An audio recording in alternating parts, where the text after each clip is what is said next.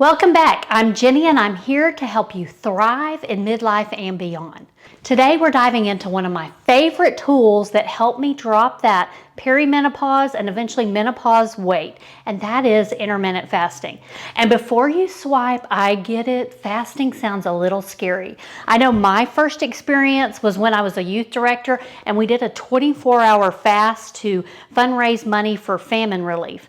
I was miserable. I didn't like not eating. I was starving the whole time. So when I first heard about intermittent fasting, I was like, this is not for me. But when I discovered the right way to do it, especially during that perimenopause and menopause transition, it was a game changer. It helped me lose that stubborn weight and keep it off. It gave me energy, I slept better, and I lost some inflammation. So if you're a little bit curious about how fasting works, let's explore if this tool could work wonders for you too.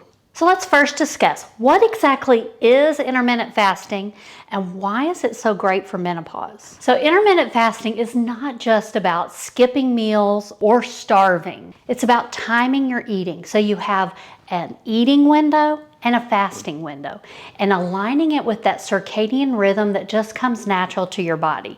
During menopause, our hormones are changing and it makes weight loss and maintaining energy levels that much more challenging. So intermittent fasting can be a fantastic tool because it helps regulate those hunger hormones, it improves your metabolism, even helps in managing menopause symptoms like hot flashes. Now, before you jump right in, there are ways to ease into it and a few tricks I've found along the way that make it easier. As we talk about intermittent fasting, it's crucial to remember this journey is very personal and you should consult your doctor, especially if you have a history of disordered eating.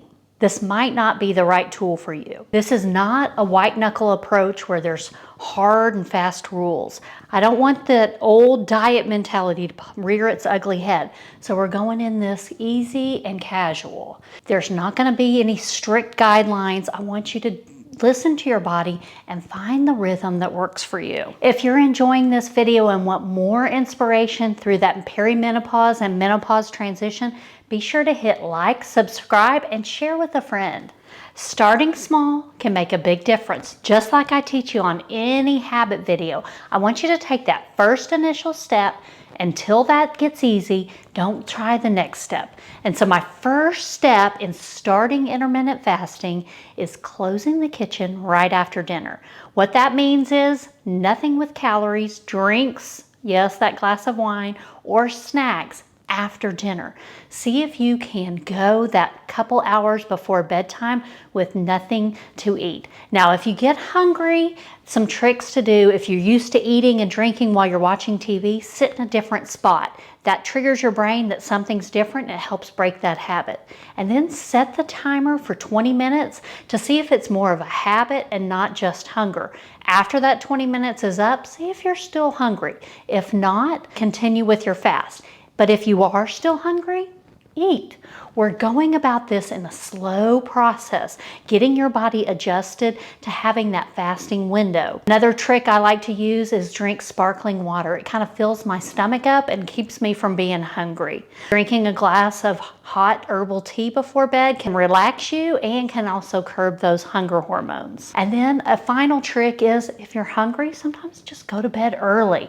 That's helping you adjust just those couple hours before bed, and then you add in the 8 hours that you're in bed, you're on the way to that first fasting window of 12 hours. That's what we're aiming for. So as you're closing your kitchen and baby stepping your way to not eating before you go to sleep, and then the next step is in the morning, delaying when you eat or drink anything.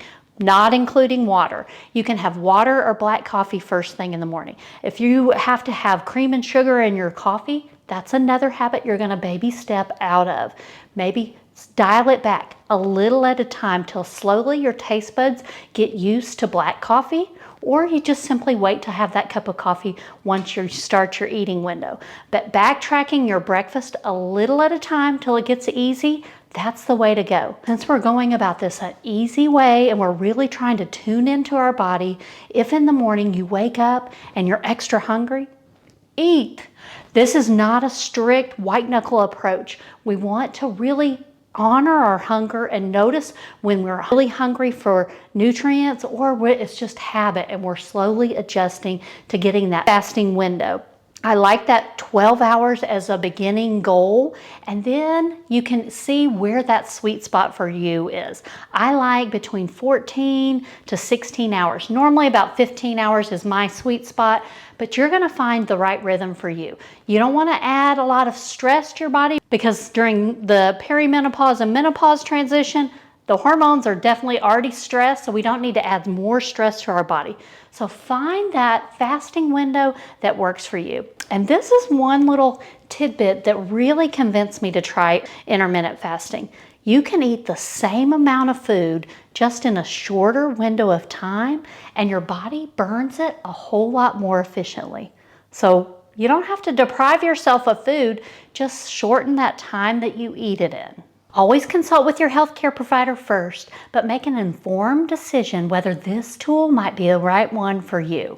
Then lean into it with flexibility and curiosity. Adopting an intermittent fasting lifestyle can offer a refreshing sense of freedom.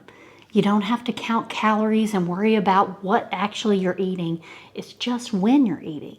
And it's not just about weight, it's about getting more energy, reducing inflammation, and even sleeping better. But remember, it's a tool, not a one-size-fits-all solution. Your journey is unique, and I'm here to support you every step of the way. If you liked this video, be sure and watch this video here where I tell you the other nutrition changes I made to finally shed that menopause weight.